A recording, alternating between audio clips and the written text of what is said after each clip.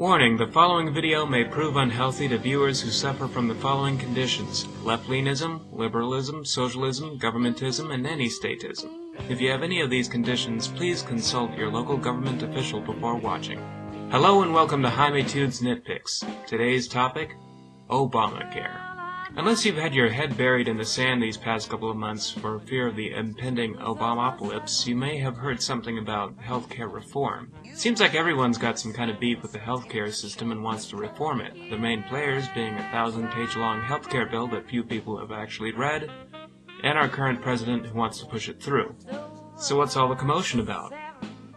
Socialized healthcare, and whether or not you want the government to run what goes down at the doctor's office.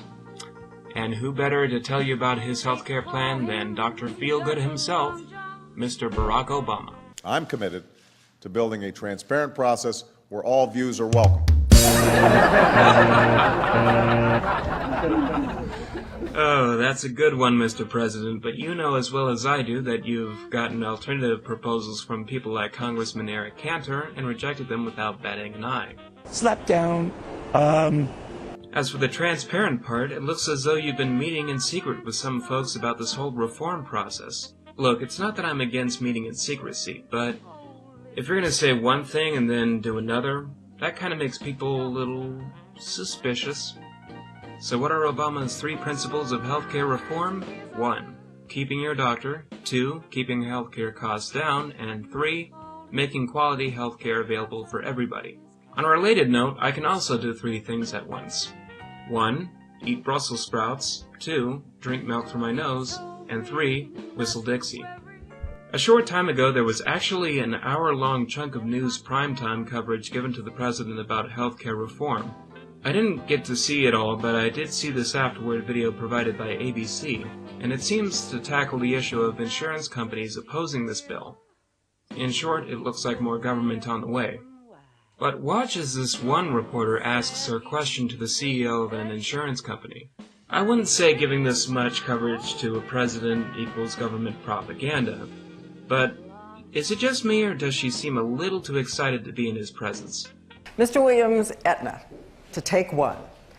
An insurance company, and we hear all over the country, people see their premiums going up 119% in the last several years. They see the profits of the insurance companies in the billions and billions of dollars, even in the lean year. They see profits in the billions of dollars. Is the president right that you need to be kept honest? Wow. The media love affair isn't over yet. I love how they switched to Obama just staring at the guy after the question is asked. It's like he's trying to channel Cyclops' laser vision or something. I would first say... So what do I have against this bill? Well, other than the aforementioned government intervention, let's actually sit down and read the darn thing to see if we can make sense of it. And by the way, if any politician shows up on TV or something telling you that they just read this bill last night and they can tell you all about it, that's bull. Plain and simple. You can't read 117 pages in one night. That's like trying to sum up the plot to Journey to the West in one sentence. 2 books. Can't do it. Alright, let's give this thing a shot. H.R. 3200 to provide affordable, quality health care for all Americans and reduce the growth in healthcare spending and for other purposes.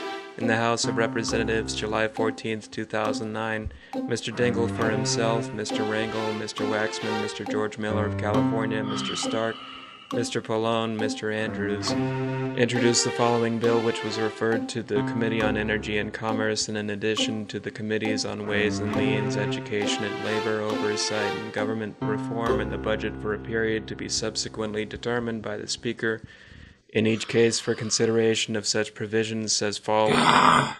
Shut up! This is why I read animal fantasy novels. No wonder anybody reads this stuff. It's got no oomph to it. Memo to Congress people. Take a course in writing prose. It'll do you good. There's one part of the bill that's gotten a considerable amount of flack, and that would be on page 425 of the bill. Yeah, somebody actually got that far. Involving Medicare and advanced healthcare planning consultation. Assuming they mean the elderly, because, this is Medicare. I'll try to interpret it. Advanced healthcare planning consultation, subject to paragraphs 3 and 4. The term advanced healthcare planning consultation means a consultation between the individual and the practitioner, described in paragraph, yada yada yada.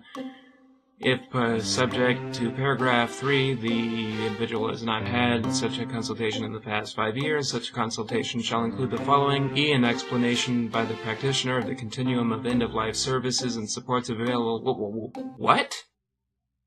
You mean to tell me that if a patient hasn't seen a doctor in 5 years, they have to have a meeting about how to euthanize yourself? That's a little extreme. Ultimately, the debate about reducing costs and the larger debate about healthcare reform itself is not just about numbers. It's not just about forms or systems. It's about our own lives and the lives of our loved ones.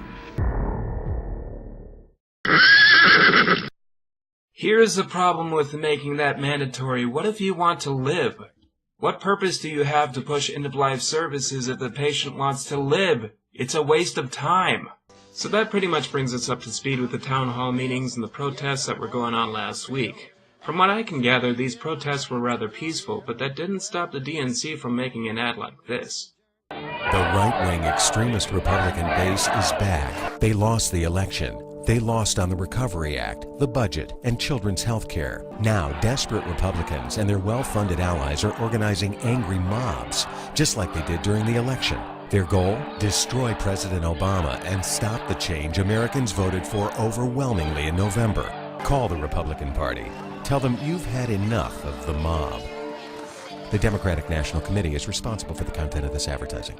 Cute, guys, real cute. Why don't you just throw in some B-movie zombie music while you're at it?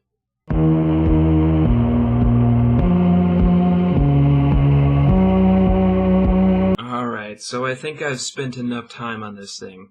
In a nutshell, I think it's going to drive up taxes, give us crappier healthcare, and cost us up the wazoo in ways that Bush couldn't have even imagined. My name is Jaimetud. I'm gonna go tell my grandparents to switch to painkillers. See ya. I don't wanna be told to grow